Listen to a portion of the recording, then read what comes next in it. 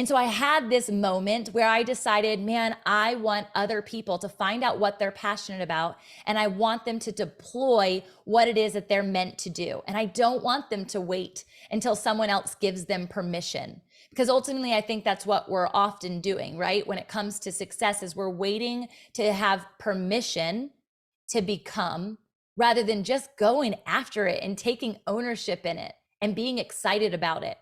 I, not a day in my life, have to sell anything to anyone because I'm sold out for a significant life. And people want significance. They don't want success. And so they want significance in their marriage. They want significance in their motherhood. They want significance in their business. They want significance in their health journey, their faith journey, all these different components of themselves. And so if that's the internal autopilot that everyone wants, how do we help them get there? I invited about 30 women, and this is how my business actually started, with money exchanging. I invited 30 women, most of which didn't know each other. They kind of came from two different collisions of worlds. One, which was that supersonic Tamra, that one that was like working off of all of her depletion and all of her energy. And then the one who found Christ, the one who was living in integrity, the one who slowed her roll and understood what operating from a state of rest looked like. And one who is not willing to jeopardize my current desires and or become a chameleon just because I was invited into a new people group. That's an important thing to know, that if you can rest in your identity, you can be invited anywhere and you become the culture changer. You become the atmosphere changer rather than it dictating how you should feel or what you should do from it.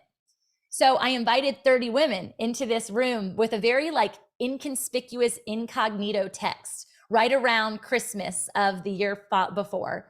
And I said, hey guys, we're going to have a New Year's gathering. Here is the location. It was one that no one knew where it was because it was my husband's office building that was in like a commercial park. It was really dreary and dark and no street lights. And so they're like, where is Tamra taking us? I will tell you, 30 women showed up. And they came in, everyone said yes. And we were in such a tight quarters because I wasn't anticipating everyone to come. Everyone was really crammed, standing up. Some were sitting on the floor. And I opened scripture to Proverbs 31. And I read about this woman who had it all. And if you've never read Proverbs 31, regardless of your faith lens, I highly recommend you reading it because you're going to be amazed by this woman who wakes up before the sun rises. She is a landowner, meaning she has real estate. She's got property. She has multiple revenue streams coming in. She has a family that she sews their clothes for. She goes to the market and she makes all the meals, and she does all the things, but she does it well.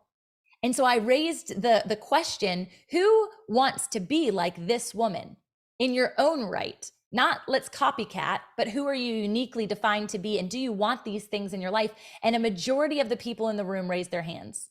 And I invited them in. And this is where you guys are going to learn some business tactics. So if you're ready for that, first, it's just an invitation, but you have to provoke curiosity behind the invitation. And a part of that curiosity, let's be honest, is that you don't even know what's about to happen. You don't even know the full business formula yet. You don't even know what your business ecosystem or your marketing strategy or your sales funnel is going to be. But you're sold out for an idea and you have a mission in mind. And you have an ability by your voice or by written form, writing, I'm an author too, but you have an ability to what is called galvanize people to an idea and move them with intention into whatever that particular mission is for you and your outcome. And so in that moment, I launched a membership program. Again, I didn't really have the details. I didn't write out a curriculum. I didn't have anyone that was outside of my local community. So I didn't need to have this whole email marketing system or anything like that. All I said is, hey, do you want to hold hands and do this together? I've been a business owner for the last 9 years. I want to bring your passion to life. And in that room, only 2 people raised their hand to say that they are currently desiring to be an entrepreneur. Since then, 13 businesses have started.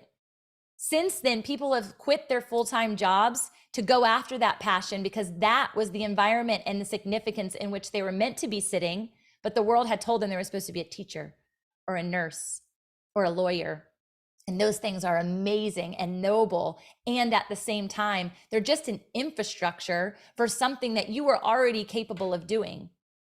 Why not teach in your own business? Why not teach and serve and heal people deeply as a nurse would do, and create significance in the way that is uniquely designed to you?